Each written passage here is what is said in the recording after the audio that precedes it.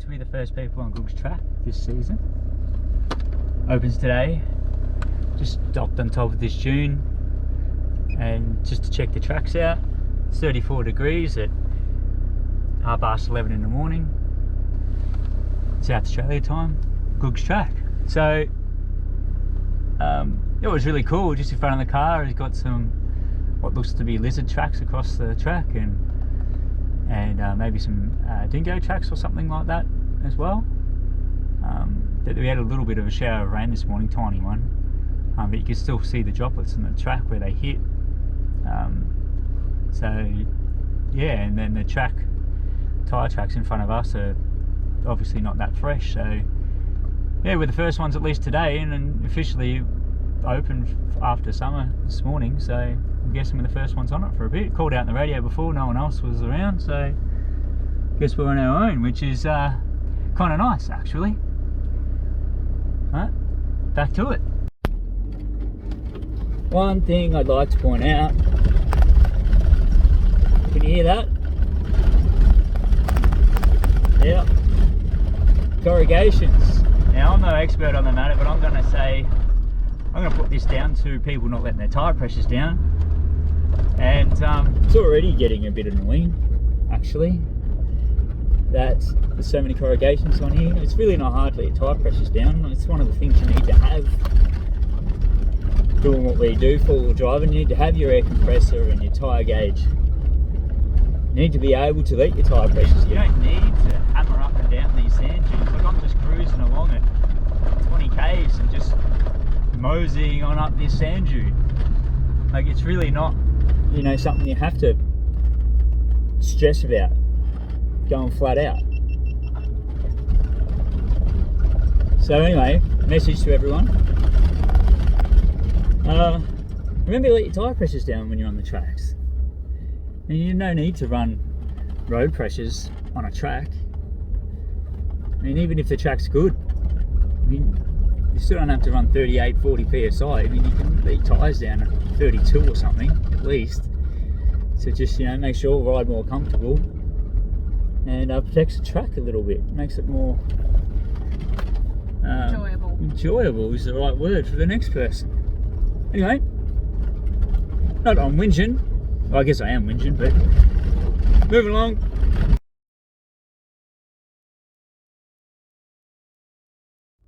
So we're at the Salt Lake, Goog's Lake, and it's 41 degrees outside, which is warm.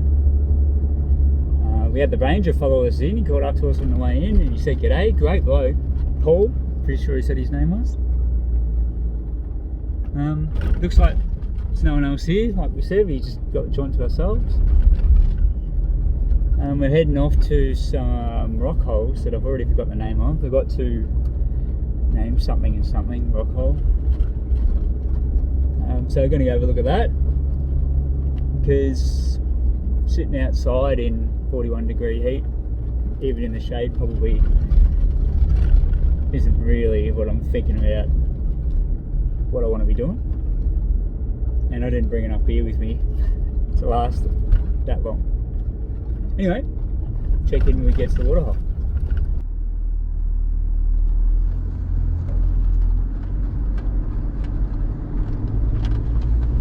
I don't know if you can tell, but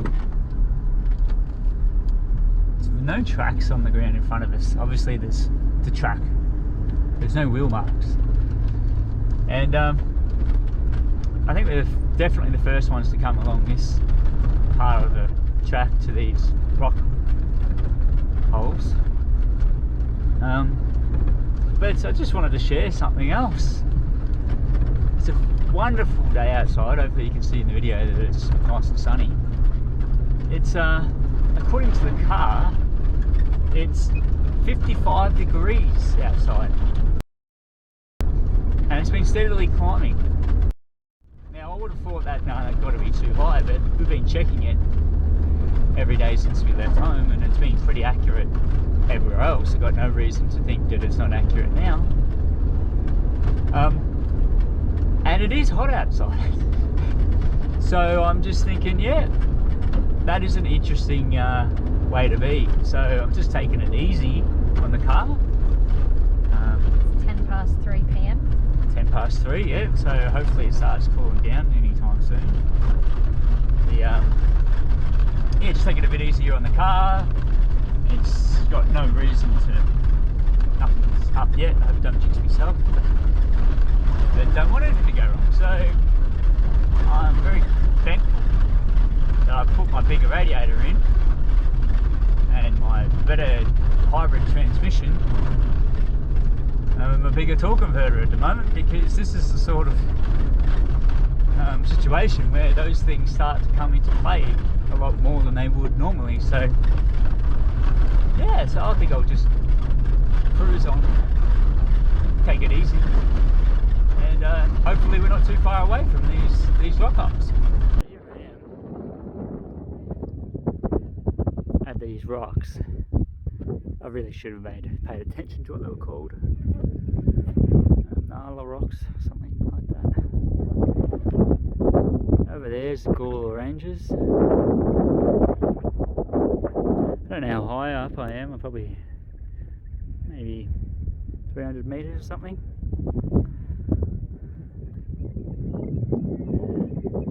Pretty spectacular, really. Just this random granite outcrop out in the middle of nowhere. People say there's nothing here. There is definitely stuff here. So I smelt the smell of dead, which happens a bit out in the middle of nowhere. So I climbed up the rock, looking around, and then smelt this smell. So I thought, oh, that called me strange, but I'll go and have a look. So I'll show you what I come across.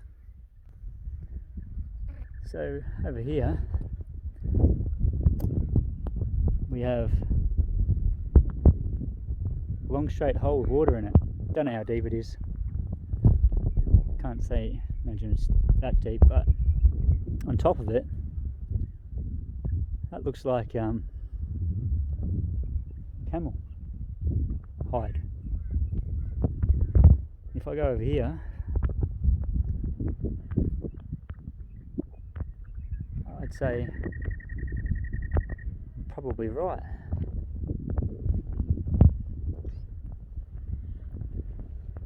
Not a pro at this stuff by any means of the imagination. Looks like it's gone in for a dip and couldn't get out.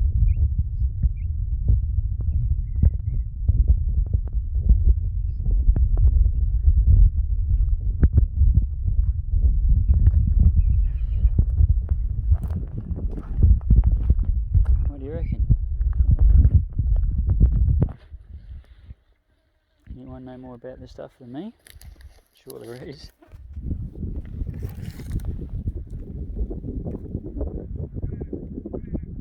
Sure a few people do. It smells not that bad. It's not like putrid, it's like must have been here a bit.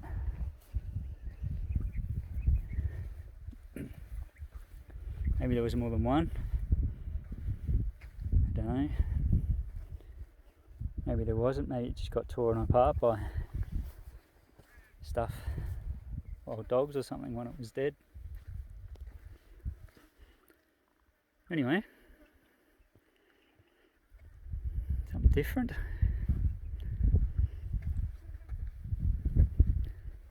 I've only seen a camel a couple of times in the wild, so seeing a dead one's a bit different, a very dead one. Oh, back in the water hole again. You just think this has still even got water in it. But anyway, must be shaded a bit more. A little bit more life. It's interesting. The world of life always finds a way, huh? So I'll just move you over here. Look at this. Like I said earlier, it was 57 degrees. This is a rock with water in it. it's got some water plants of some description growing in it.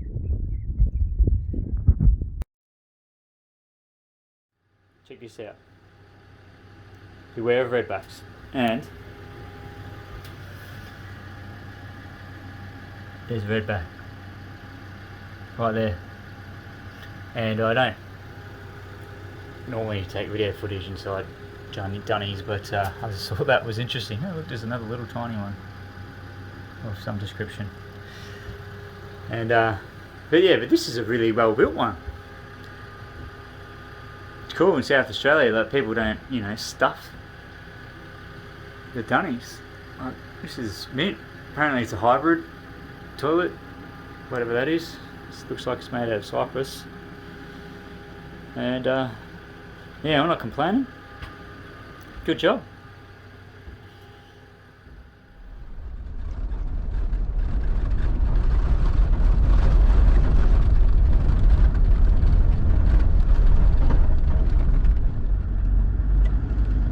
Day 2 of the border track.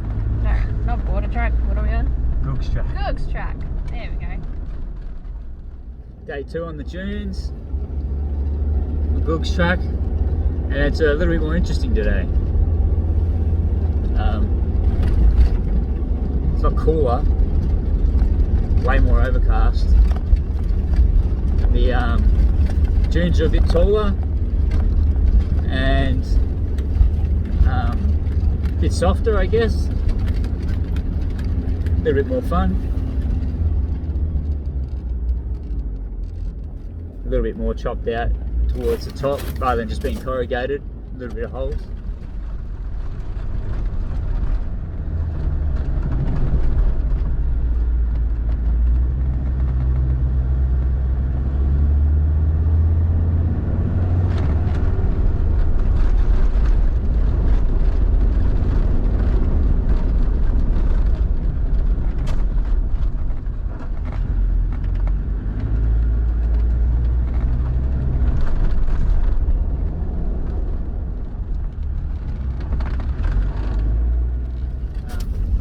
Good. Check back with you later.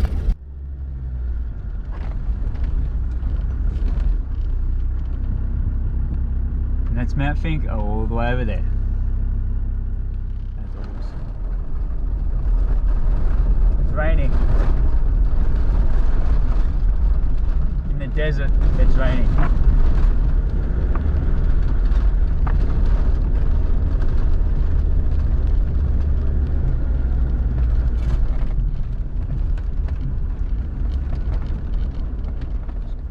Show you how quickly terrain can change.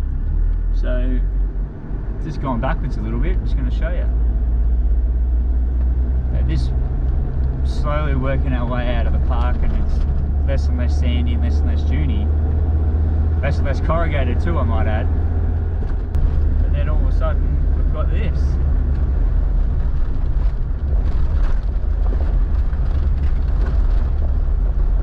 Totally different.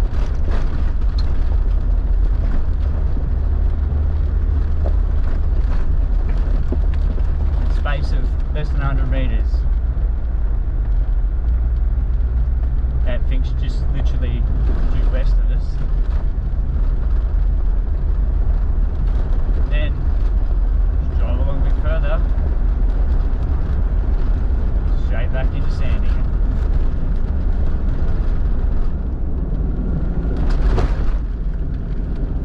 Very interesting.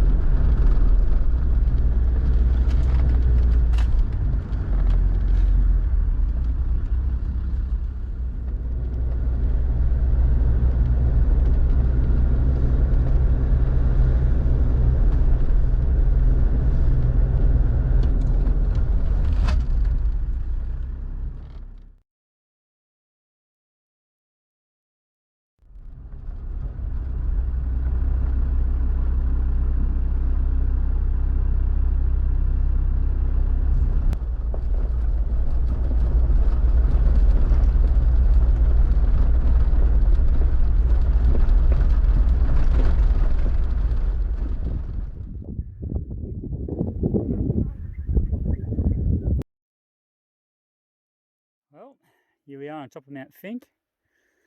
It's pretty spectacular. Guess you can have a look around. Yeah,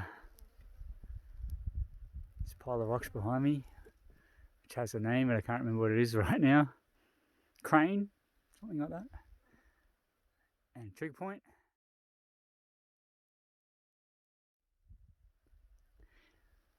Pretty specky views. The crane. Just walk over here, show you.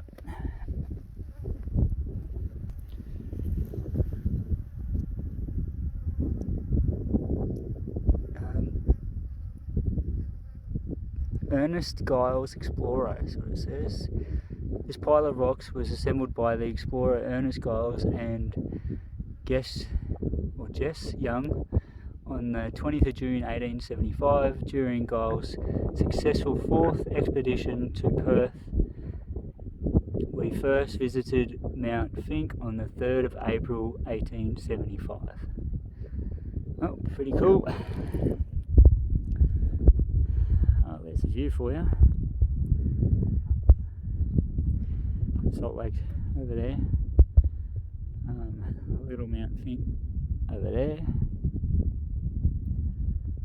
Good stuff, great view, well worth the walk up the hill, or climb I should say.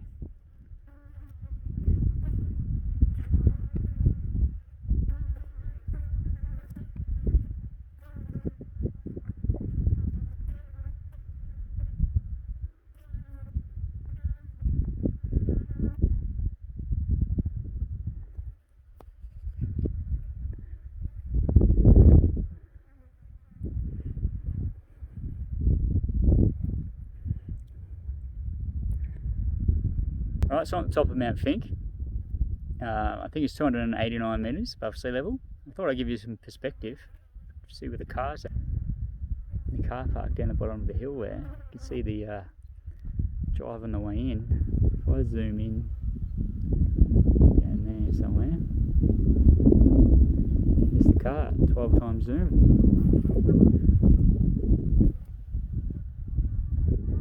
There you go.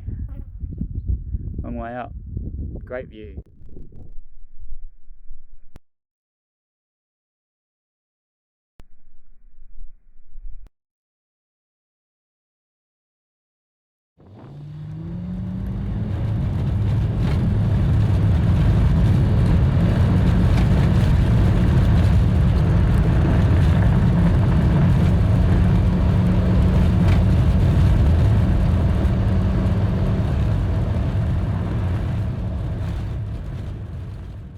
Every day you get to cross the Salt Lake. We just did it. It's just a bit east of Mount Finke. It's kind of cool actually. Nothing really exciting. I guess you just drive across a flat bit of lake, but it's not everywhere else you go. You're not allowed to drive on this lake, so you had to drive across this one to get there. That was pretty cool. So I just wanted to mention that. So here we are this morning at Bendelby Ranges. A bit of a hike from Mount Finke last night. Well, yesterday. So worth it though. Probably over 600 k's. Yeah, about I think it was 640 k's or something. So did do a report on what Goog track was like. So I figured I better do one. It was good. It was too corrugated though. I don't think there's any reason for it to be as corrugated as it was, other than foolishness of people who were driving it. But other than that, not to take away from it, it was a venture worth having. I wouldn't rate it as difficult, but it is definitely potentially hazardous because of the environment that you're in. But no, it's well worth it. Glad we did it. Mount Finke, it's not an easy climb. So if you're going to climb Mount Finke, then just be prepared for that. It's not like it's a track that you just follow and walk your way up. You just have to work it out yourself, which is not that hard, but it's, you know, not all laid out for you. What else did we do? So the lake was pretty cool, and had a look at that. The rocks. Sweetie, what were the rocks called?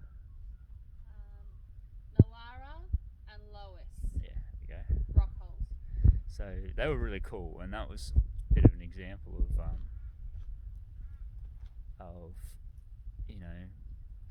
the whole land used to be covered in water at some point, because those great big granite and rocky outcrops have just got these little whirlpools in them where water is obviously eating away at the rock, little currents, and create these perfect holes. And there's just no reason for that to happen out here. Like, you can't imagine it, but when you look at videos of people diving under the water and places in rivers where they've got the rock formations that are very similar, you can see that's obviously how it's created. And that was really cool. And like, it takes about 1.5 to 2 hours to get out there from the lake, Goog's Lake. So it's well worth the drive, and you can camp out there. So go out there if you think it's a big day, then just stay there and come